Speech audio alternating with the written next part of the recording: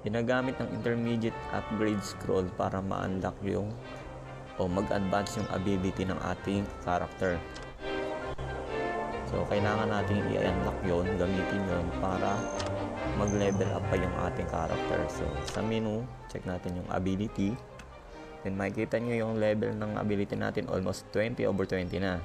So, hindi siya magpo-progress kung hindi natin siya i-unlock, no, i-advance sa intermediate. So, yung class progress natin, matetenga yan sa 18% na hindi na yung gagalaw. So, kailangan natin i-unlock muna yung ating mga ability.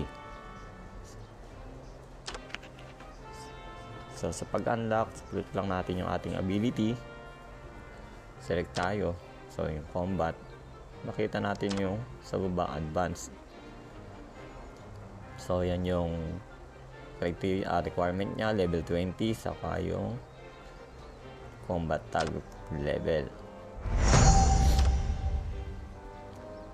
So, ayan. So, 21/40 na. So, next unlocking niya is upon reaching level 40. So, kailangan naman natin dun ay yung rare na advanced upgrade scroll. Kulay blue. So, kailangan lahat ng ability natin i-unlock natin para sunod-sunod siyang mag-level up. Mas mabilis kung lahat yan i-unlock natin. So, yung class progression natin, so kailangan mag-stick kayo sa isang class para mas maganda yung o mas mabilis mag-level up yung character nyo.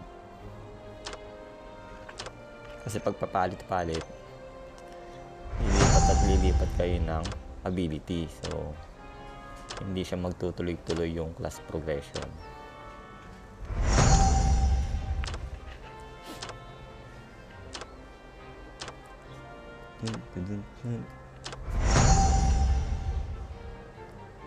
Okay.